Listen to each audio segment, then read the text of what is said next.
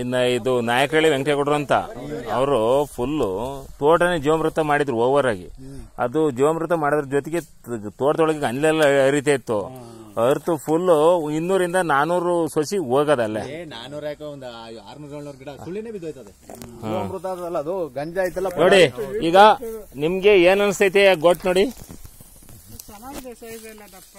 ಅಲ್ವಾ, ಎಷ್ಟು ಚೆನ್ನಾಗಿ ಬಂದದಲ್ಲ ನೋಡಿ ಈ ಕ್ವಾಲಿಟಿ ಮತ್ತೆ ಅಲ್ವಾ.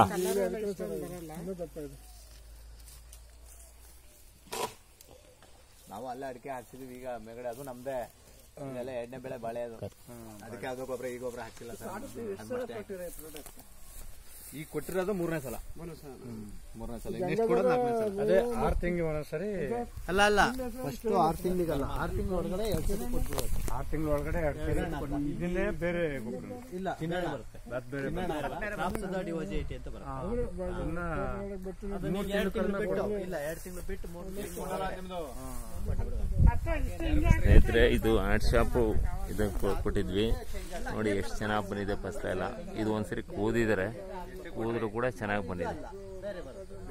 ಇದು ಹಳ್ಳಿ ಮೈಸೂರು ಸಿಂಗ್ಕುಪ್ಪೆ ಅನ್ನೋ ಊರಿಂದು ಇವರು ಸೇಂಡ್ ಆಫ್ ಮಾಡಿದ್ದಾರೆ. ಈಗ ಇದು ನೋಡ್ಬಿಟ್ಟು ಫಸಲನ್ನ ಇವರು ಅಡಿಕೆ ತುಡಿಕೆನೂ ಕೂಡ ಮಾಡ್ತಾರೆ. ನೋಡಿ ಎಷ್ಟು ಚೆನ್ನಾಗಿದೆ.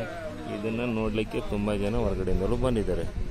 ಇವರೆಲ್ಲ ರೈತರೆಲ್ಲ ನೋಡಿ.